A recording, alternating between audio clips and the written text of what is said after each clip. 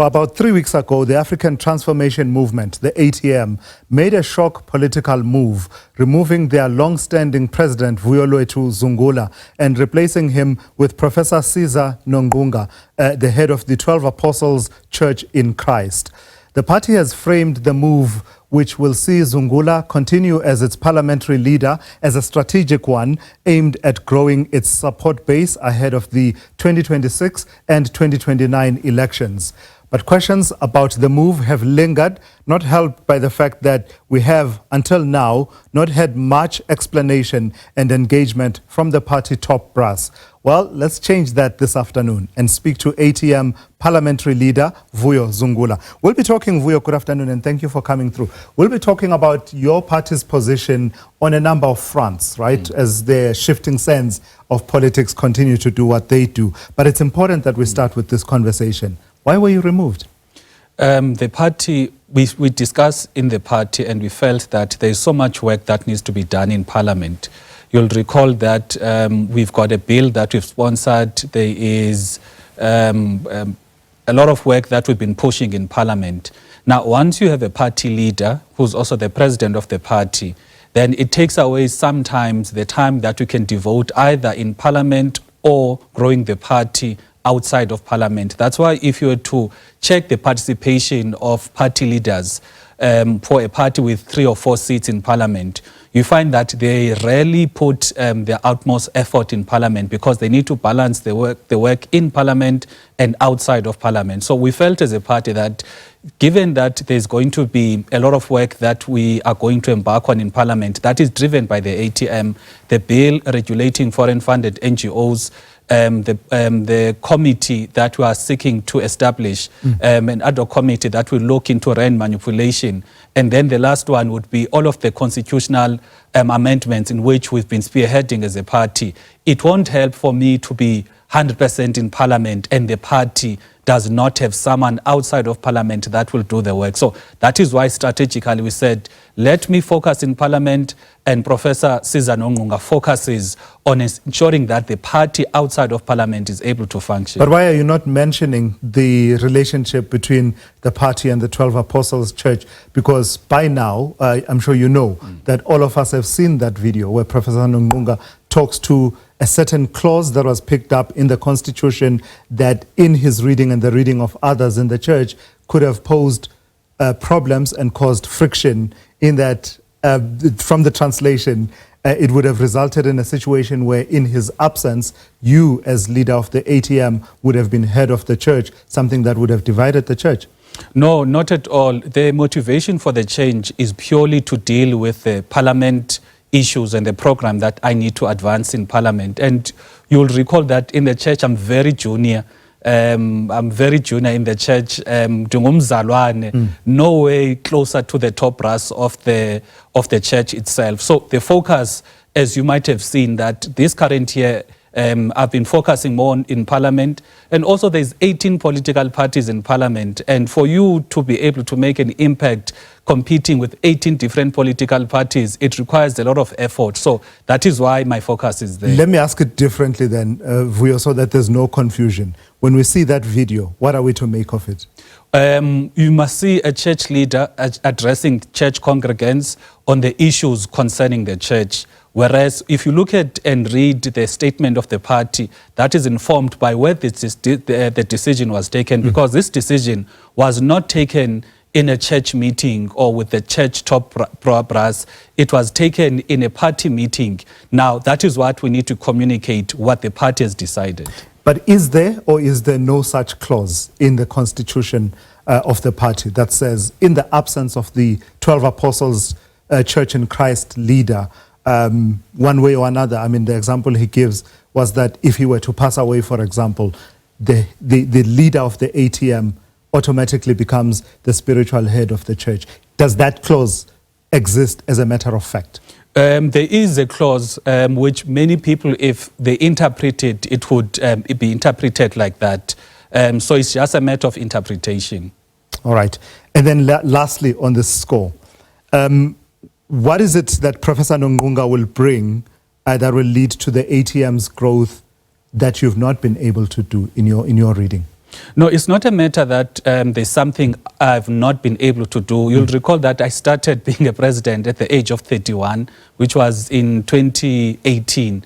It's 2025 now, 7 years later. So any organization needs a new breath of life. That's why many organizations in 5 years, they go to conferences. It was not a given that I was going to be president up until I die, because that is not the nature of the organization, which is the ATM. So Professor Nomonga, because of his wealth of experience when it comes to leading, firstly, the church, which when he took over, it had a few 100,000 members, but now it is in the region of over 5 million members in the country and the other countries. And he's got a very, very good relations with other church leaders, civic movements, traditional leaders.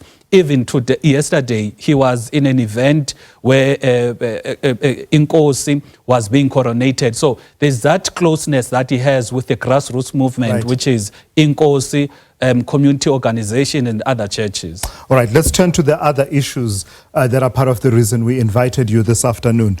Just your observations of the moment where we are in terms of the national governing coalition known as the Government of National Unity, and the recent ructions and the DA giving that ultimatum and President Ramaphosa standing firm. What are the implications of that for governance, but also for how you as opposition parties position yourselves, including the so-called Progressive Caucus? What's very clear is that the DA, including the other parties in the GNU, they are not really interested about getting the country right, because they make these ultimatums based on what does not work for them. It is not about good governance or principles. For example, this particular issue now, it is a case whereby a deputy minister, which was correctly fired or removed from his job because he went on an overseas trip without the permission of the president, which it should never be accepted. Now, what do they do in return? They make a threat to say, if because this deputy minister was removed, they are not going to vote for the other department votes for the ministers which they claim to be corrupt and so forth. But they've got no issues serving in the government with the very same corrupt ministers in their view. But the only reason why they are voting against those department reports, it is precisely because their own DM was removed. So it speaks nothing about good governance or the principles when it comes to government. That is why we as the opposition parties, we have been pushing this GNU to account on many fronts. We've been ensuring that in the work that we do highlight these inconsistencies.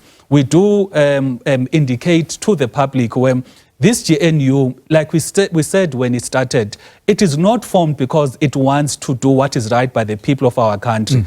DA on its own said that the only reason why they are getting into the GNU, it is to stop any coalition with the MK and EFF. That shows that their primary objective is to keep the EFF and MK out. It says nothing about advancing the interests of the people. Yeah. So in the nature of that particular configuration of the GNU, it will always happen that good governance and the people will come secondary. What will be the first thing that they will consider, it is how they can position their own organizations in this particular arrangement, and not work in the best interests of the people. Two questions I have for you have to do with the workings of the so-called Progressive Caucus. The first one is, are we likely to see a shift within that caucus, in the sense that are we likely to see a tornadoing between the ATM and the MK party? There have been these rumblings that say part of the changes in the leadership, I'm sure you'll have seen it, part of the changes in the leadership have to do with a possibility, not of a merger, I don't know what configuration, but a kind of tornadoing between the two parties. Are we to expect that? The MK and ATM have got a working relationship, which we explained in a statement that we issued a few months ago. There is not going to be any merger because these two organizations will continue to exist, but they will coexist and work together like we've been working together in Parliament, including the other parties that are part of the Progressive Caucus. Then my second question is, what's your reading of the state of the Progressive Caucus? Because at least two members of that caucus, the EFF and the MK party, there seems to have been really like friction at the very least between the two of them. Can we still talk of a cohesive progressive caucus? When the Progressive Caucus was formed, we formed it in Parliament, first and most importantly, to spearhead the work that we do as a collective in Parliament.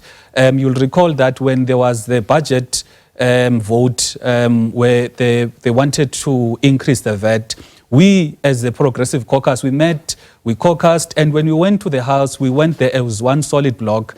Even this past week, we went there as one solid block. So when it comes to the work that we do in Parliament, it is not affected by the tensions that may exist outside of Parliament. All right. Let's talk about the national dialogue. I don't believe I've heard you speak up strongly on it. Tell us what your position is. The DA says it's withdrawing from it.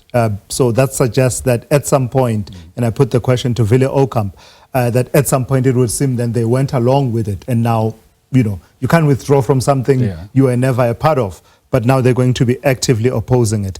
What's your position? Is it needed? Is it necessary?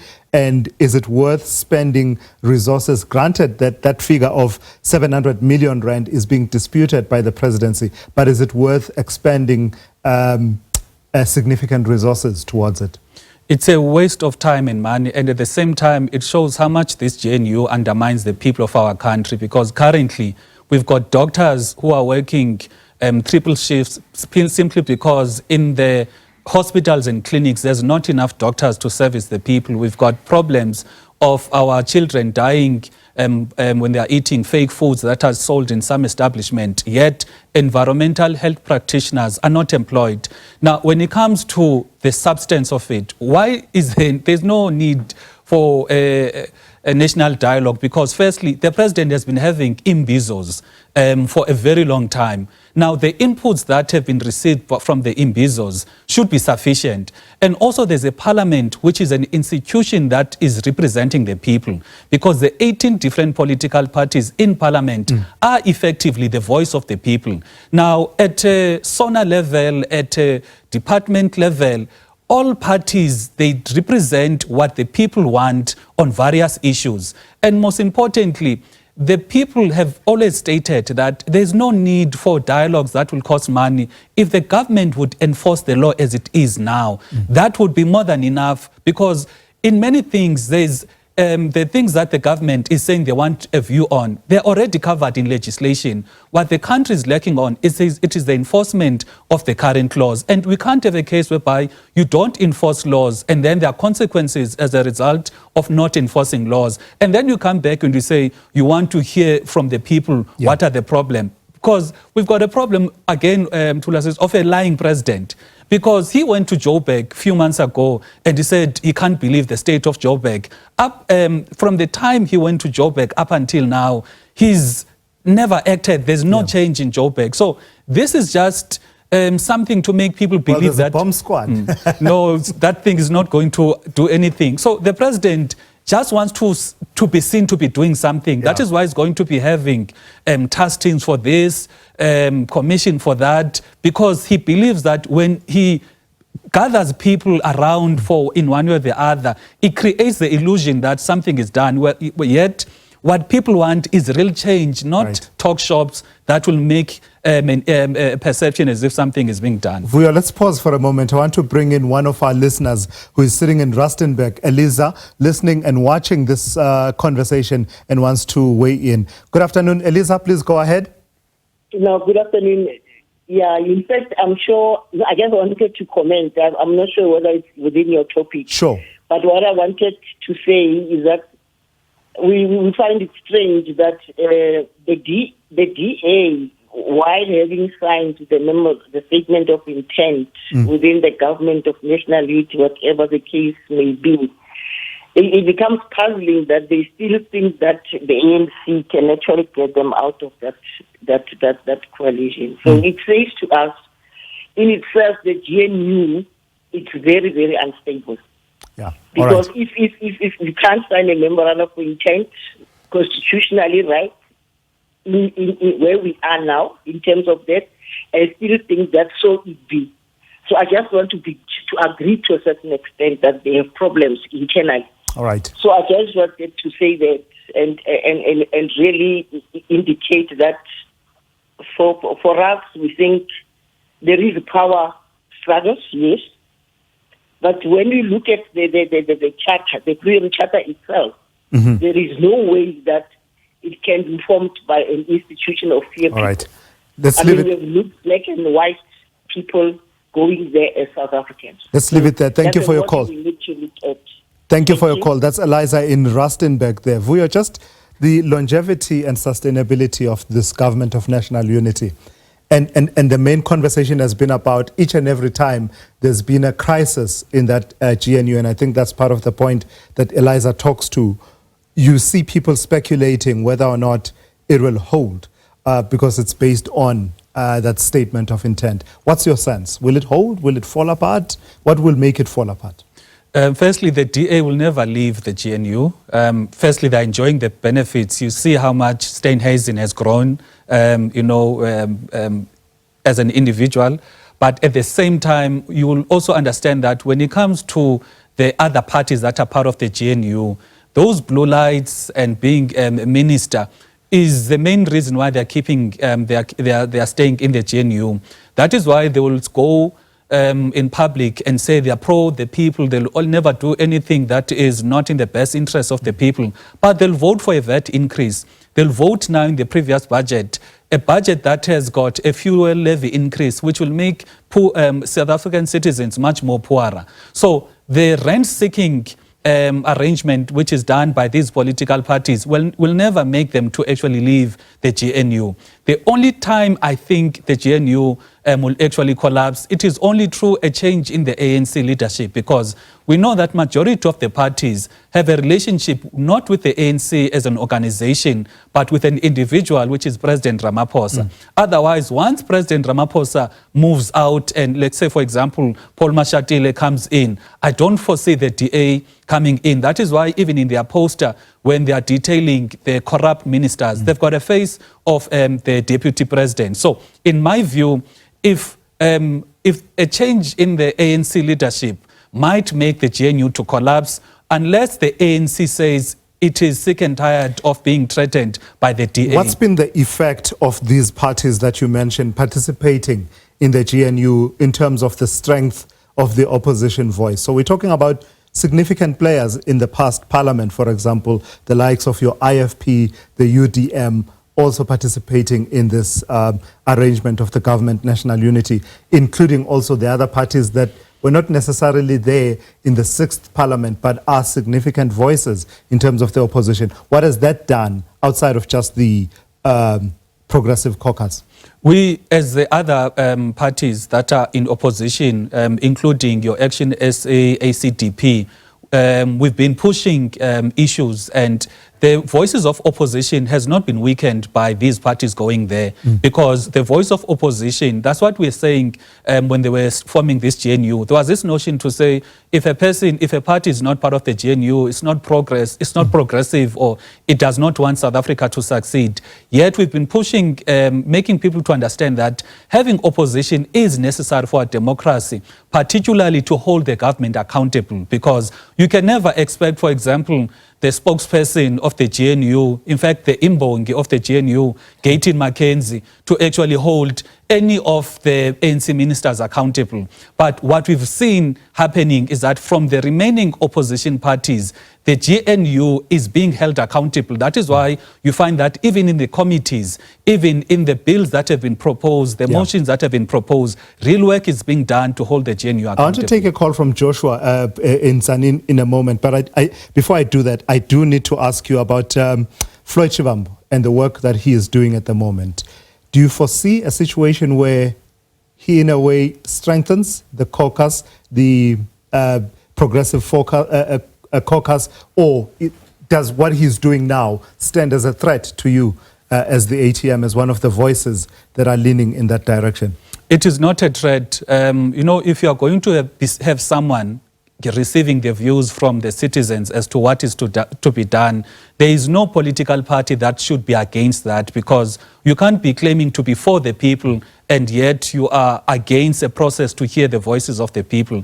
So there's no threat that is going to be coming from Floyd Shivamu. However, we would want to say to all of the progressive political parties, we need to find time and space to actually come together, because this GNU arrangement has clearly shown that without progressive being in government working together, the country is going to regress, because that is what we are seeing now with the DA being in power. So the onus is on us as progressive to say, how do we work together despite our differences? All right, let's end it off with that call from Joshua in Zwane. Good afternoon. Short and sharp for me.